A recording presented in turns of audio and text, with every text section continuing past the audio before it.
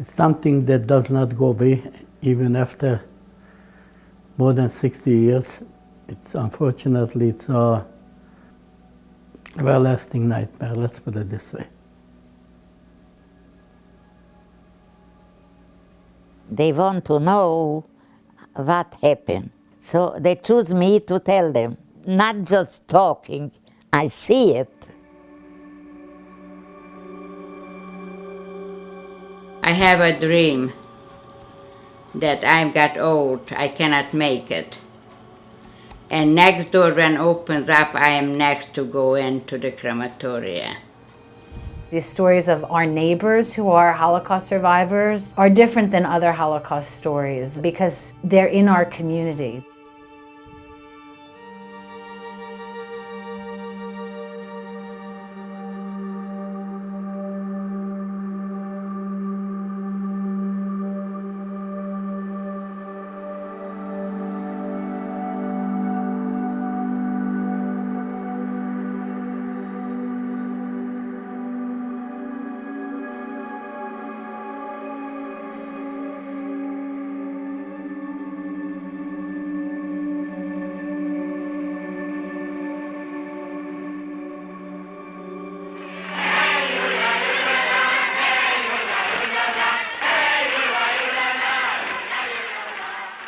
Before the war, I was a very nice life. I used to go to camp very often, and it was a very nice camp, and the parents used to come to visit us.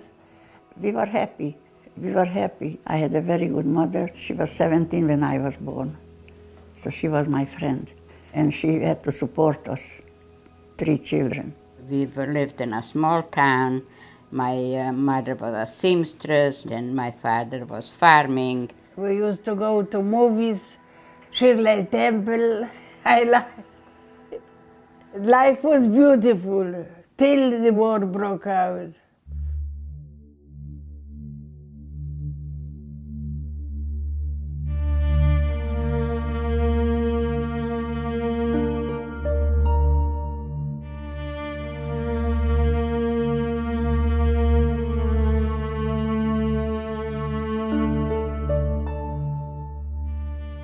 Kristallnacht, we were there in the synagogue, in the room. Somebody banged on the door, "Get out, get out." I don't know who it was to this day, but he saved our lives. We ran out like crazy.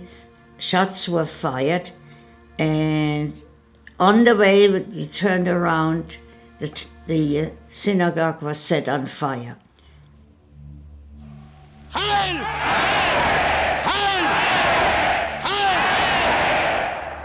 We had to wear yellow stars after like 4 o'clock in the afternoon. We couldn't get out from the house. First they started with armbands, then they confiscated your stuff, and gradually in 1940 they started moving the people of Jews to make Krakow Jews free. We were in this apartment house, and Juden arose. There was, Jews come out. All Jews had to come out of the building, and we had to raise our hands and walk in the middle of the street. They lined the street, and they're yelling, "Dirty Jews! You should all burn!" And all. These are our neighbors.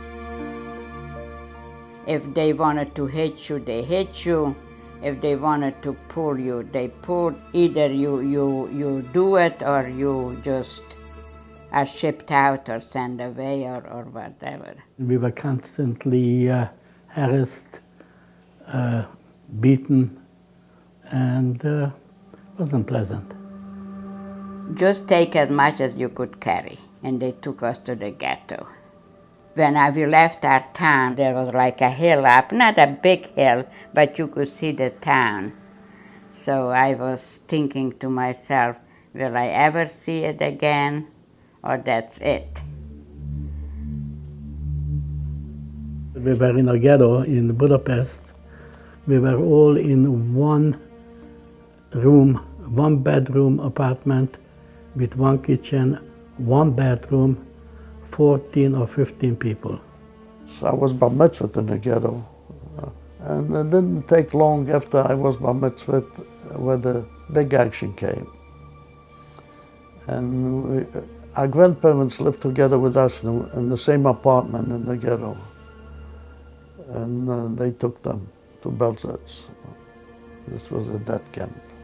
Also in the end of 1942, they hung my two cousins.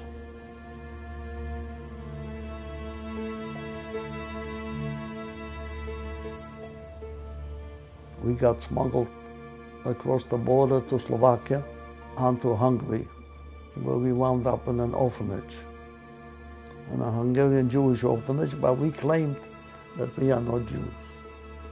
We got Christian papers, I don't know how, the three of us, me, my mother, and my sister, and we were in the attic, living in an attic for 3 months. If they ever find us with the family, they would have killed them also. So I went out where the ghetto was closed. People used to come for work. And I was waiting for my mother. My mother didn't come. So I saw a lady with the same coat. I ran away. Mommy, mommy, mother, she did it. It wasn't my mother. They killed her. I stay only with my grandfather. It was the same coat my mother has. The red of the hair. And I called mommy, mommy. She didn't turn around. This was my mother. It was a strange woman with the same coat. So I went down to my grandfather. My grandfather said, did you find the mother? I said, no. So they killed her and nobody.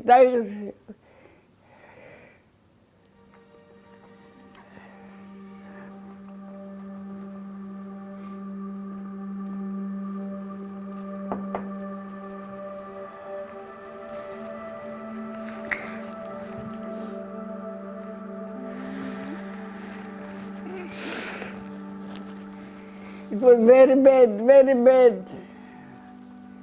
Till one time they catch me, and they send me away. Train was waiting for us already, called the cattle train. They shoved us in. We have no idea what's going on, where we're going, we had nobody to ask. There was no food. Food, forget about it. And the train was going about 2 days and 2 nights. No water, no facilities, so it was awful, worse than animals. There was a baby was born, and I was there. I had to help on the train. It was stillborn, lucky for the baby. They wanted to take away your humanity from you, take away your will.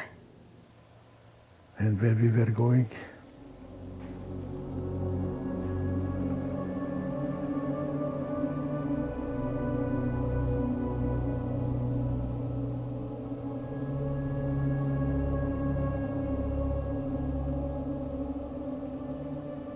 then they opened up the cars and everything was schnell. Everything has to be fast, run, do. You don't know what's going on. There was a guy, his face is engraved in my mind.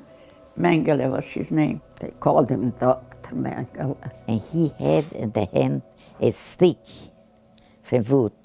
He just made like this or like this. You understand?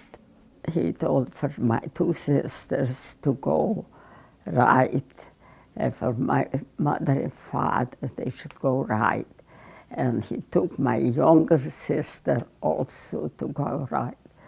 And for me and for my 2 older sisters, he took I should go left. And I never saw my mother and my sisters, never again.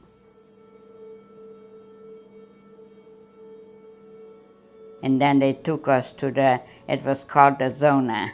Zona was a bathhouse.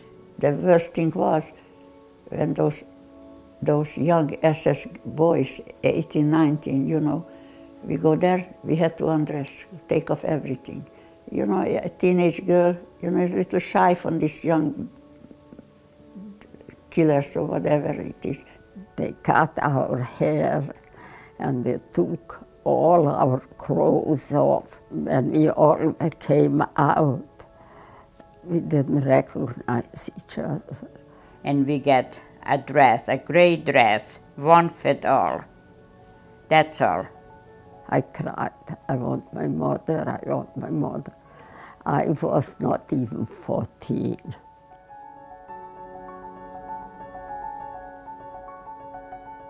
We went to sleep in bunkers. There was a few tears. One hour another, like 3 stops up. And we put us like 10 girls in one this. And it was cold. We warm up with the body. The night before they took little children. We were young. So my mother hid us on a bunk bed on the top of the, on the third level. My mother was hiding us about, I would say about 3 to 4 months. Until the German came and counted us every day. And they gave us the tattoo. This number was the tattoo on Auschwitz. And there is a little Hef Magen David. It means that I am a Jew. They didn't call me Rachel. They called me 48,915 up. I had to stand up. I learned my number by heart. A5812. Who was strong for work, they put your number, 7564. But we were happy because this one that we got the number where we understood we stay alive. Because the dead, they didn't get the number. And when we finished, guess where they take us? The crematoria, to sort out shoes. And I found my mother's shoe that she wore.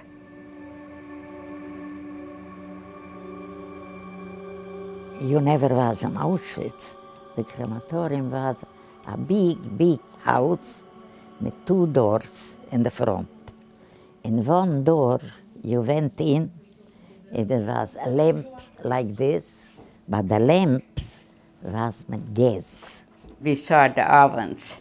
The fire was burning. They were burning them day and night. Awful smell. They said that our parents are there. You see there? There your parents gonna burn. You coming in here, and you're gonna go out there. He showed us the chimney of the crematorium, all the smoke. Unfortunately, that was a crematorium where all the dead people were burned. There were pits. They just dumped in the sick people alive. Probably my grandma wound up the same way.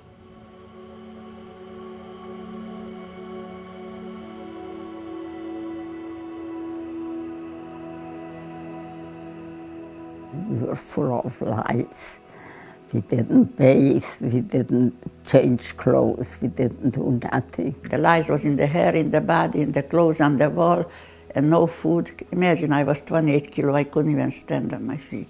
We got a bread of 8 for 8 and a soup in the evening, 6 o'clock. We're so hungry.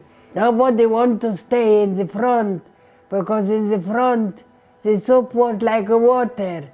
By the end, it was a little more potato or something. You had one bowl and you had to share with the whole 5 people. It was lined up 5. A sip, and if somebody took a big sip, there was chaos. I was 12. I was bar mitzvah in Bergen-Belsen. There was a couple of Jewish people that treated us like normal human beings, and we get like, I would say, like a small piece of bread as a bar mitzvah gift. It was like a lifesaver. So every time in Rosh Hashanah, I remember my bar mitzvah. It's hard for me to go over again. I can't talk no more.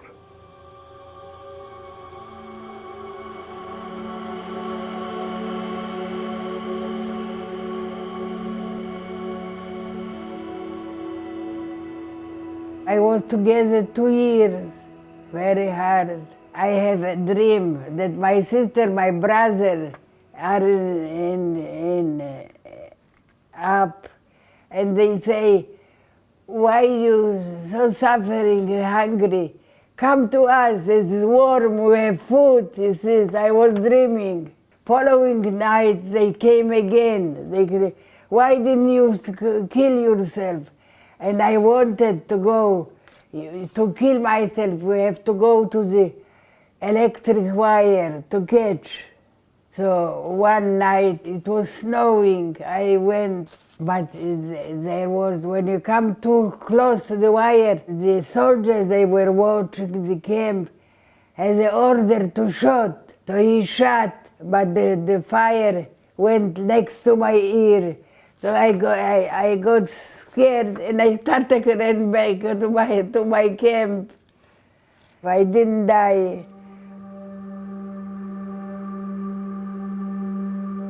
It was a few days before end van the war. So they told us just to go that march. Just to march. We hardly had any clothes. We just had one, like a little dress or something. They put us 5 in a line, and we walked. I walked for 10 days from Birnbaum to Bergen-Belsen. 10 days, no food. We had to walk, and if you couldn't walk, they shot you. They left you, they just left you. All of a sudden I hear a shot. A girl from our town was screaming, Ruchel, Ruchel, run away. Then I turned the head. A German soldier came to me, then I turned my head, but the eyes, and he held it straight like this to shot me. Then the German wanted to kill me, and he didn't do it. So this was God. God took care of me. Until we got to another camp. I was there maybe 2 weeks, 3 weeks, and we were liberated. You are liberated by the English Liberation Army. You are liberated by the English. I am crying today. We were crying. We started Long Life England, Long Life the King, Long Life the Queen, Long Life England, Long Life the King. We kiss the tongue.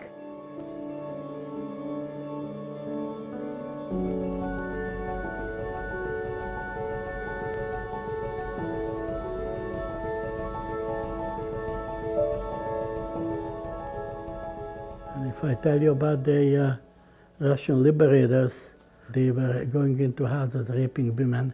The Russians were not nice to us, to the refugees. They only wanted sex. So it was terrible. And I was only 15, so it was nice. That's what I don't understand. We were liberated April 15, and my mother died April 27, and we were still with the lice infected place. We were lucky we survived. Many families don't come back, and especially in our family, nobody came back. We were the only parents that came back with 3 children.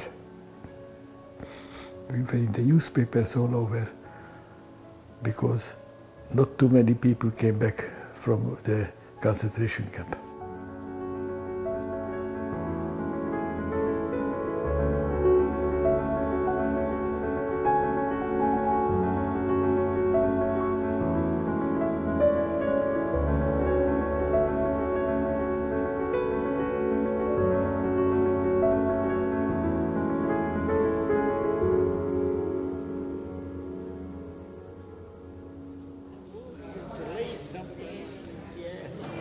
So everybody from the Holocaust, who they're here, we are here only because it was big miracles.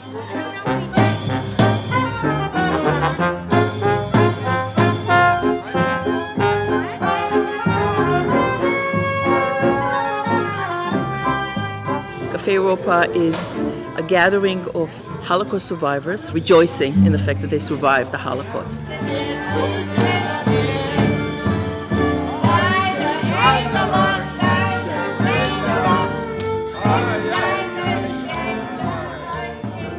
They opened up the JCC here and Wagner College with a Holocaust program, and it's opened up to us like a new life altogether.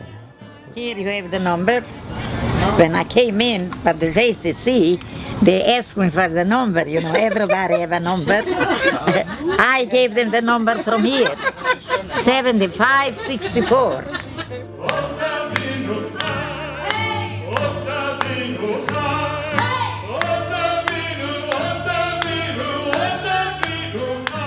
They're doing everything what a lot of people should have done years ago. This generation one time will go away. They shouldn't be forgotten.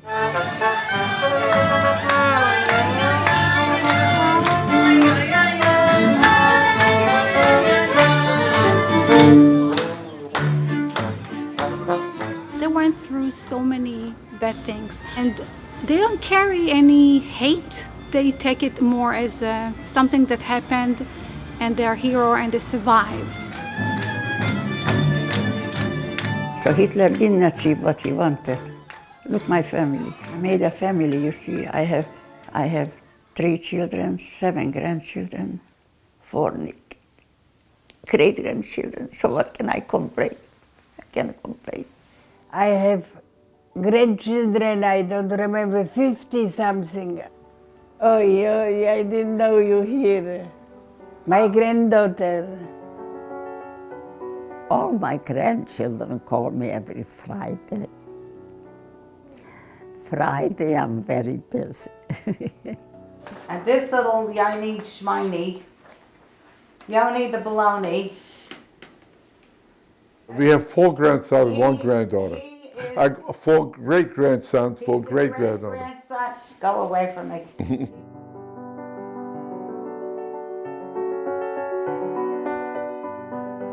You know what they say, who came back from the Holocaust can give you a blessing.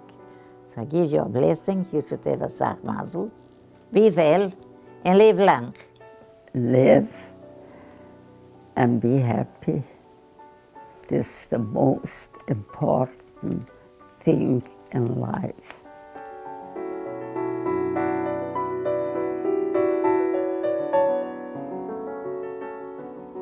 Life leads you. You are put places that you have a chance to survive. Is it good or bad? God knows.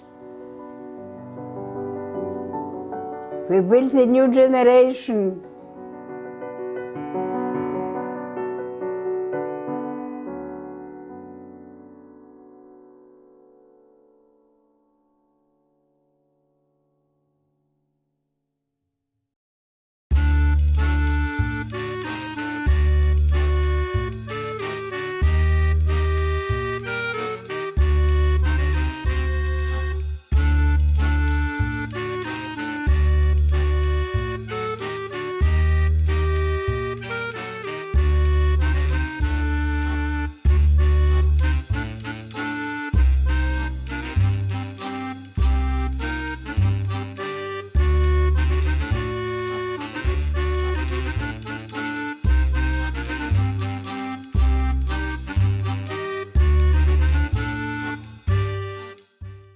My father and my mother said we learn to love each other.